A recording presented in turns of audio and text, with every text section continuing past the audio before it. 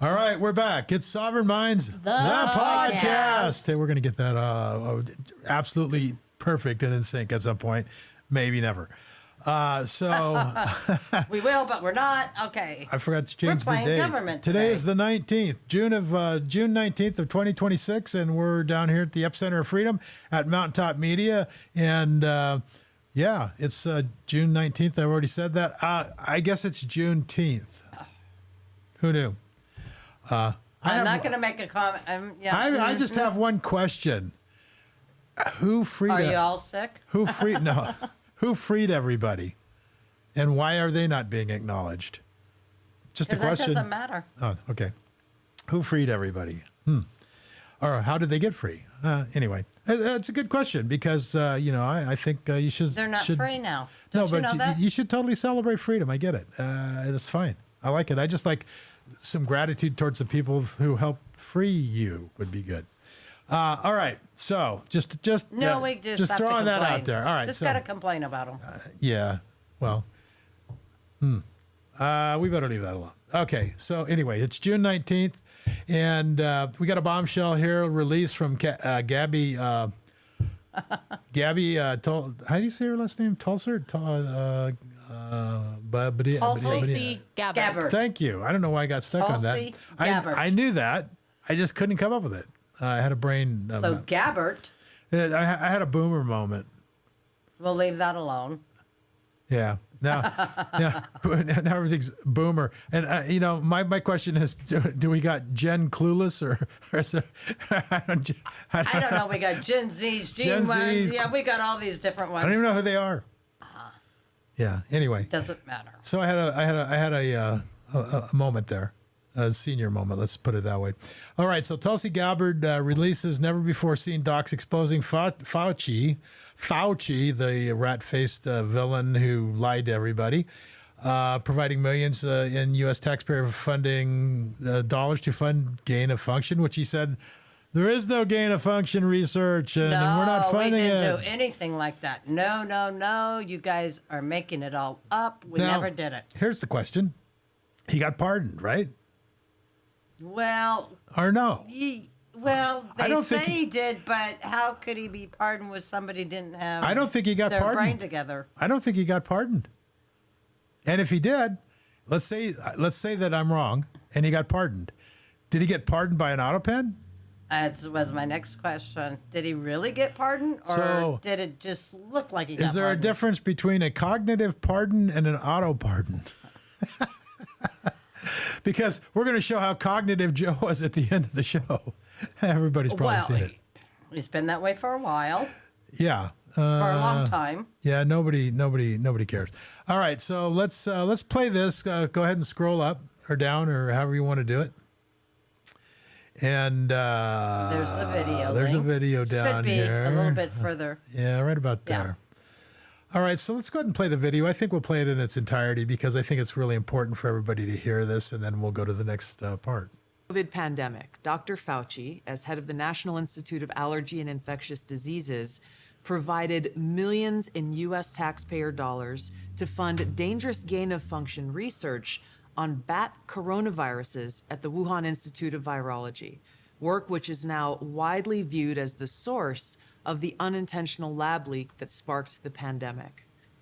Now, in support of President Trump's maximum transparency mandate, today, on my final day as Director of National Intelligence, I'm releasing never-before-seen communications and documents that expose exactly how Fauci worked with politicized career leadership in the intelligence community to suppress the truth about his actions, the virus's lab leak origins, and his role in directing U.S. funding for this dangerous research that caused immeasurable harm and countless lost lives. Now, these documents expose Fauci's direct role in influencing and manipulating IC assessments on COVID-19 and how Fauci lied to Congress in 2024 when, under oath, he denied knowledge of or participation in discussions with intelligence officials about viral research. We also received testimony from multiple intelligence community whistleblowers who reported retaliation for challenging the intelligence community's manipulation of intelligence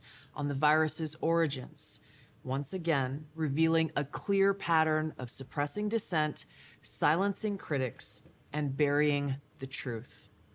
Dr. Fauci's close relationships with the intelligence community enabled him to assume three key roles that shield him from scrutiny. First, Dr. Fauci funded dangerous gain-of-function coronavirus research linked to Big Pharma and their pursuit of universal vaccines worth trillions of dollars. Second, Dr. Fauci was the behind-the-scenes advisor who, alongside his hand-picked so-called experts, pushed the intelligence community to endorse a natural animal origin to hide his dangerous gain-of-function research that he funded using taxpayer dollars, all of this in a deliberate attempt to cover up the truth and shift the blame and attention away from Fauci's own actions. Third, Dr. Fauci became the nation's pandemic pundit, and he publicly pushed lies, disinformation, and censorship using every platform available. Now, according to hundreds of reviewed emails, which are included in this release, the intelligence community almost always incorporated Fauci's recommendations. He promoted a fraudulent paper whose publication he helped prompt as legitimate information for intelligence community consideration. Senior analysts praised Dr. Fauci not as a policymaker, but as what they called an unbiased guide to the real coronavirus experts, while deliberately ignoring experts who might dissent from Fauci's narratives. Now, Fauci didn't stop there. He blatantly lied to Congress under oath during his 2024 testimony to the House Select Subcommittee on the Coronavirus Pandemic, denying that he ever spoke to any intelligence agency about COVID. Now, the correspondence I'm releasing today directly contradicts his sworn testimony. Now, we received statements from multiple whistleblowers revealing that the intelligence analysts who dared to challenge Dr. Fauci's COVID origin conclusions faced threats of retaliation, marginalization, and many suffered career setbacks. For example, a contractor was terminated just days after coming forward to ODNI as a whistleblower. Another example, those who advocated for the lab leak hypothesis or expressed dissenting views were reminded by their managers that leadership would determine which analysts would be promoted and which would not. The message was clear: go along or be punished. Senior leaders also sought to undermine whistleblowers by removing anonymity, which is required in the whistleblower process, as they made their complaints, and also insisting that their managers or attorneys be present during ODNI meetings where these whistleblowers were coming forward with their testimony, obviously creating an atmosphere of intimidation. The COVID pandemic caused tremendous hardship and pain for millions of our fellow Americans and countless people around the world. Now, after years of lies and censorship and cover-ups, the American people deserve transparency, truth, and accountability. The tactics that were used to hide the truth are straight from the deep state playbook. Politicized, self-serving leaders like Dr. Fauci covered up their own wrongdoing and abuses of power, manipulated intelligence, lied to Congress, and undermined a duly elected president by restricting his access to the vital facts he needed to keep the country safe. It's time you know the truth. Okay, so I have some questions that I answered while that was playing. Was he pardoned? Yes. Fauci received a preemptive pardon. Bedtime. Go ahead and shut that. Preemptive pardon from Joe Biden on January 20th of 2025. The pardon covers any offense against the United States Fauci may have committed between January 1st and 2014 and the date of the pardon. Then you can go on if you want to see all of this, but I then asked it, was it signed by Joe or the auto pen? And the pardon for Dr. Fauci was signed by an auto pen, not by Joe Biden himself. Now, does that mean that that negates the pardon? Probably not, because that's another hurdle. And then I typed in, what does the pardon cover? And the pardon granted to Fauci was a full and unconditional pardon covering specific time frames and scope of service from, January 1st, 14 to January 19th of 2025, date of the pardon, specific roles, pretty much clemency for everything and all acts arising for any federal offenses within the time period connected to these roles, has broad language intended to shield Fauci from potential investigations and prosecutions related to his handling of the COVID-19 pandemic. But interestingly, what it says is the document grants immunity for any federal offenses during that time period. So I said, can he be charged by state agencies? And the answer was yes. Dr. Fauci can be charged by state agencies. The presidential pardon by Joe Biden applies only to federal offenses. State investigations are already underway following the federal pardon. A coalition of state attorney generals led by Alan Wilson of South Carolina explicitly announced investigations into Fauci's conduct regarding the pandemic response. These officials have stated that federal pardon does not prevent state-level agency action and have requested information from Congress to determine if state laws were violated and so on. So I think stay tuned for this, because I don't think this is over. I think this is just the beginning. That could be very interesting, because then you have all the states that could bring charges. I bet they're all red states. Yeah. Yeah, just saying. All right, so what do we got up next? We got about the gas, the refineries and the gases, and why do we pay so much more at the pump than everybody else? I mean, we're special, right? So let's start here. This is James Gallagher. He's our congressman. Until January, January. And then I'm not sure who the congressman is after that. I'm not sure either. We haven't gone through because I haven't been paying attention. We vote again in November. Yeah, that's what I was going to say. So. And right now, Robin Littell is your leading conservative. The leading one. And she's a local candidate? She is a local mom and school board member. Okay. Is she a Democrat or Republican? She's a Republican. She's your leading Republican. You also have a Democrat out of, I think,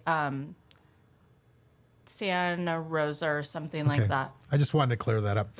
All right. So let's listen to what James Gallagher had to say, because this gets very interesting. And then we'll go into Gavin Newsom and a few other things really quick. We got to have sound. Where's the sound? So we stabilized supply at the Phillips 66 refinery in Southern California? So I'm going to ask my colleague. Well, the answer is no, because they closed down, right? So there's no stabilized supply there, right? How about is there a stable storage supply at Valero's refinery in the East Bay? Benicia. Valero Benicia, they have given notice and they have ramped down their operations. They have closed down as of April. So no, right? Since you guys started, your program over there, we've now 2 refineries in the state have shut down. So 18% of our refined gas is gone. So is it safe to say that since you guys started, our gas supply has actually decreased? So the in-state refining capacity has decreased. We are importing more fuel supplies. From where? Multiple locations. Sure, go ahead, name them. Okay. We are importing from from North Korea. Sorry, from South Korea. We're importing from various parts of Bahamas. We're importing from Middle East. So we're importing some. Oh, from the Middle East. Where are we importing from the Middle East?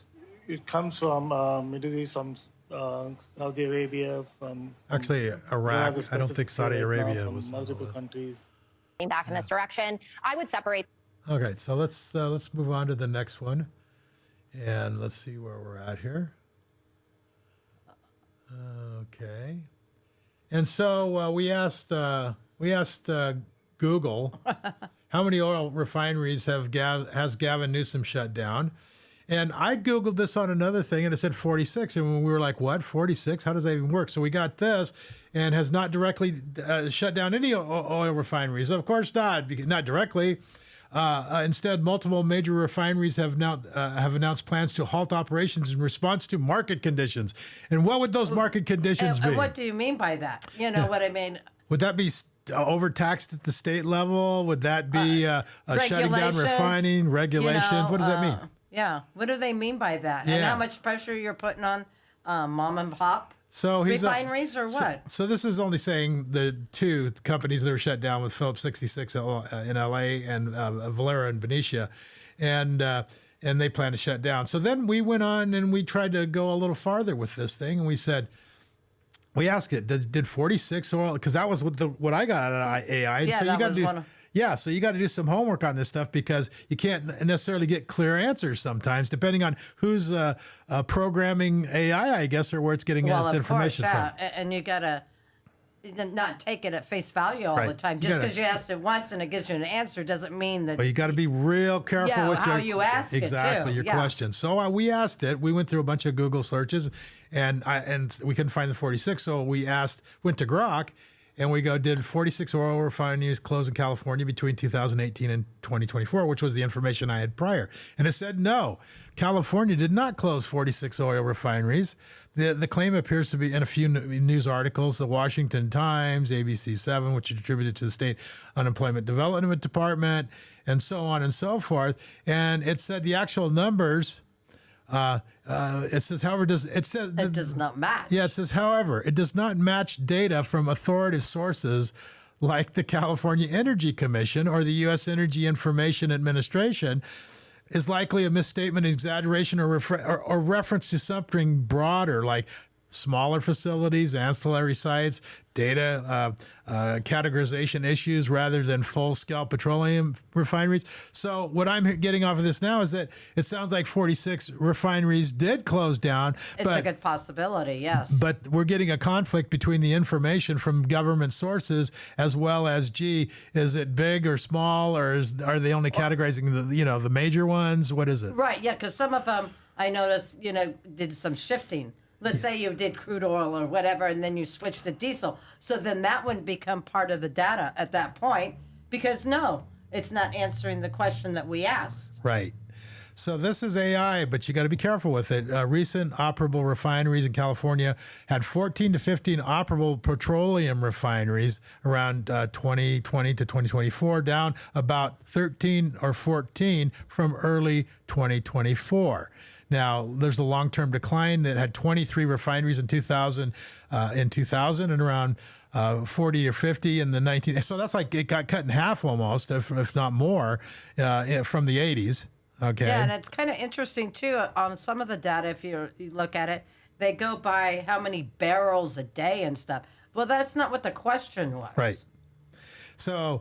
yeah, so it's all garbage in, garbage out, Yeah. and where are they getting their information? And the information, is it skewed? Are they getting from news articles, from government sources? So you got to be careful with this stuff. From 2018 to 24, closure conversions. Okay, so it could be a closure or a conversion. That's what yeah. Yeah, exactly what you're talking about. Shift into. Yeah. So if it's a petroleum refinery and they shift to refining into diesel or whatever, maybe they don't count that. I don't know. So anyway, we had Phillips 66 and then the one in Benicia, the Valero. So total closures in this window, a handful at most, not dozens. A handful at most, not dozens. Well, you only got 14, 15. So I guess a handful of 50%. Sounds like they're soft selling it a little bit here. So larger impacts came later or overlapped at the period as ends between Phillips 66 down in LA and Valero and Benicia.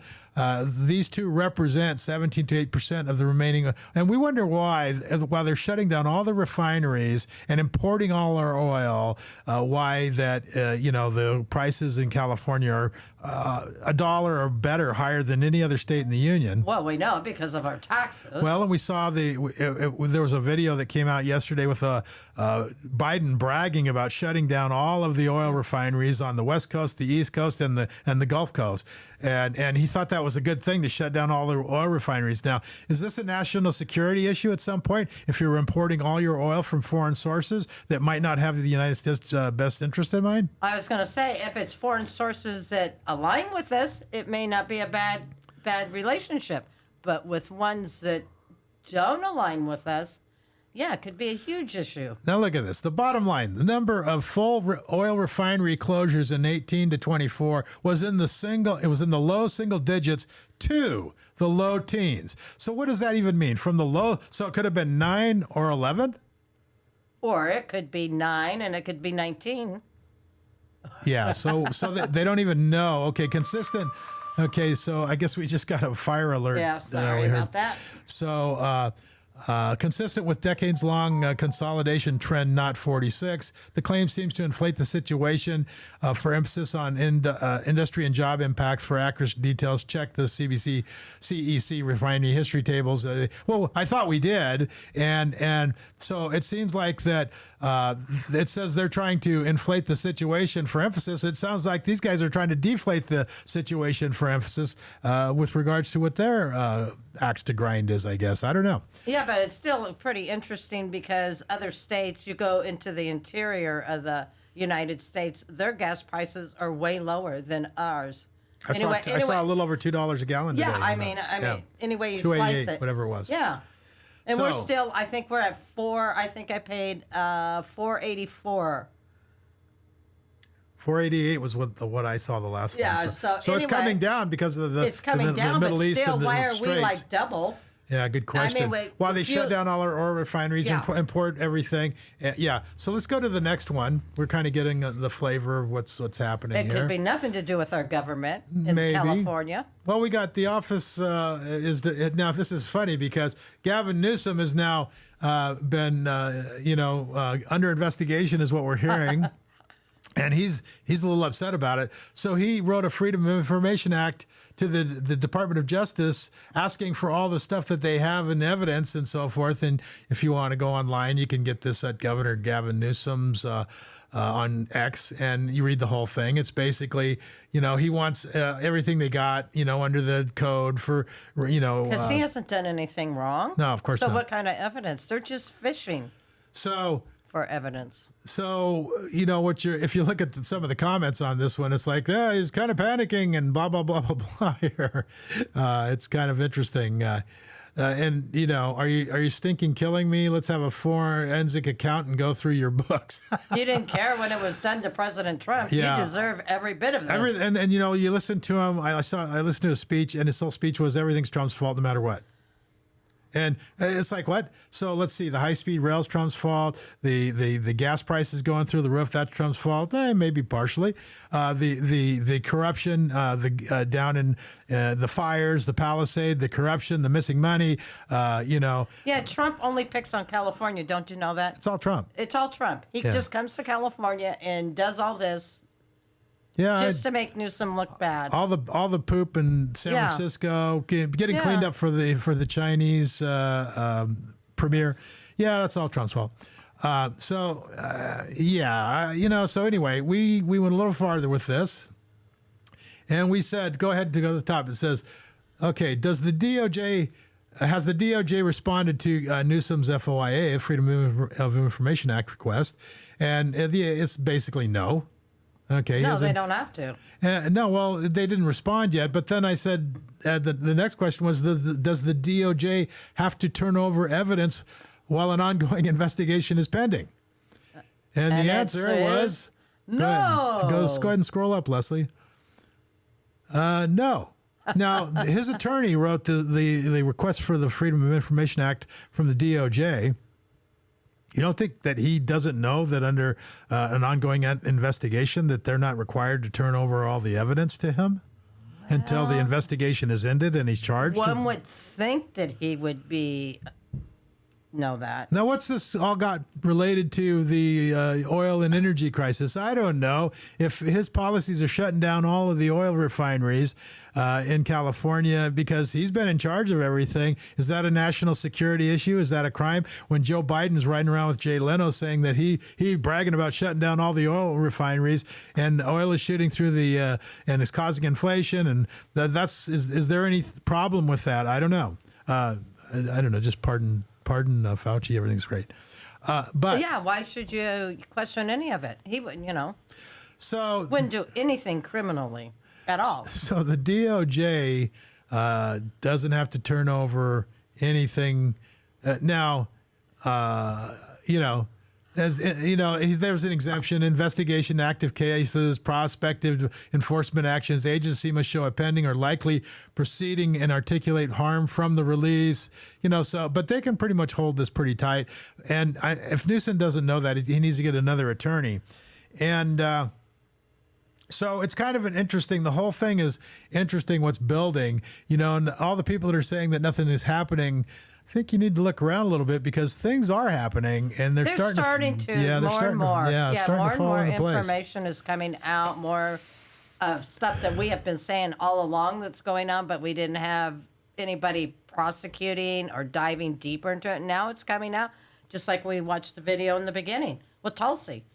You know, we said that about Fauci years ago. Right.